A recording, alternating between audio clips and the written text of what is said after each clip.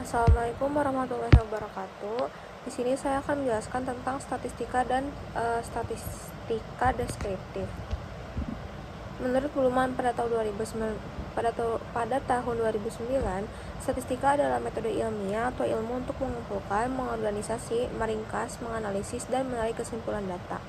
Menurut Montgomery DKK pada tahun 2013, statistika adalah ilmu yang digunakan untuk membantu membuat kesimpulan dan keputusan terhadap adanya variabilitas dalam data.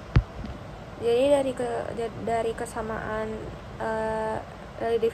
dari ketiga definisi di atas dapat ditarik kesamaan bahwa statistika adalah ilmu yang terdiri dari beberapa teknik, yaitu pengumpulan, pengorganisasian, peringkasan, penganalisisan, dan penarikan kesimpulan terhadap data.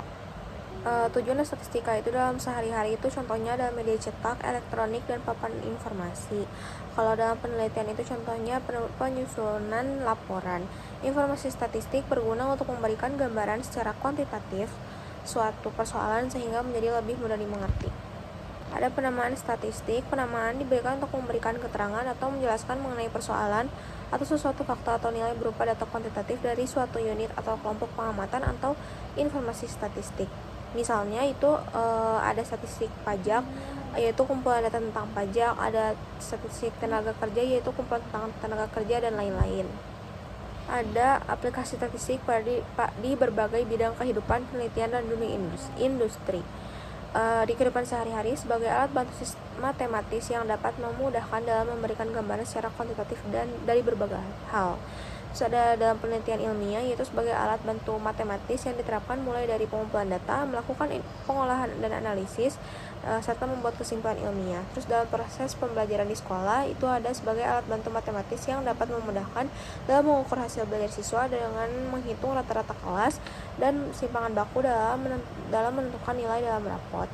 Terus ada dalam bisnis dan industri, itu sebagai alat bantu matematis yang dapat memudahkan dalam melakukan estimasi dan prediksi, mengendalikan kualitas, memecahkan masalah, dan membuat keputusan dan strategi.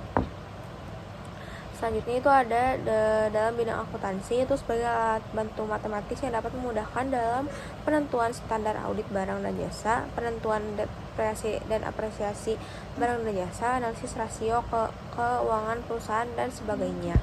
Terus ada statistika deskriptif. Apa itu statistika deskriptif?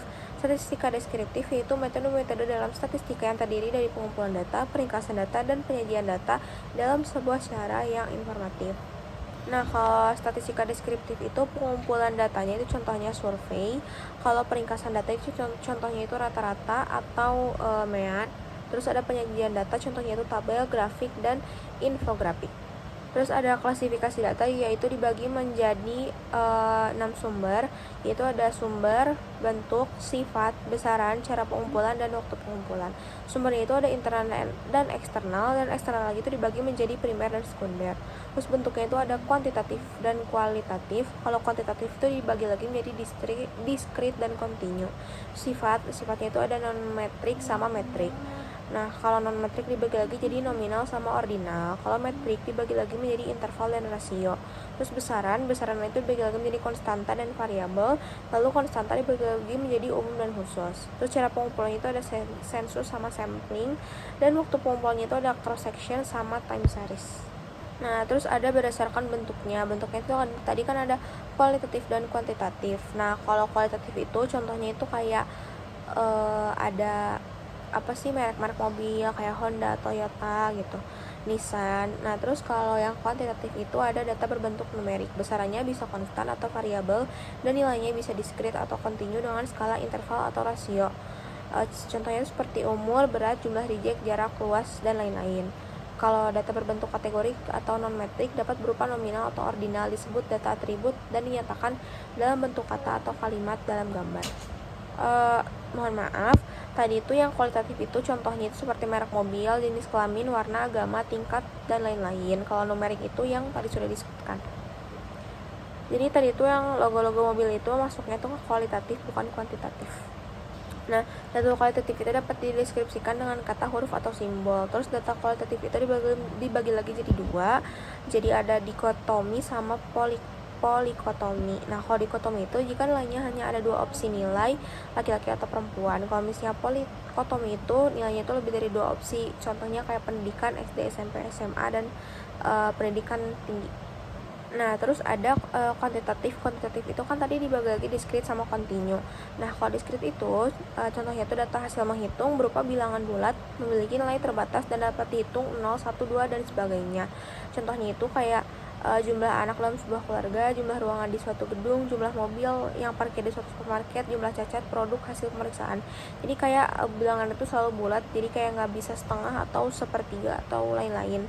Nah, kalau data hasil mengukur itu dapat berupa pecahan. Data hasil mengukur atau continue itu dapat berupa pecahan, memiliki nilai tidak terbatas, berada pada interval tertentu.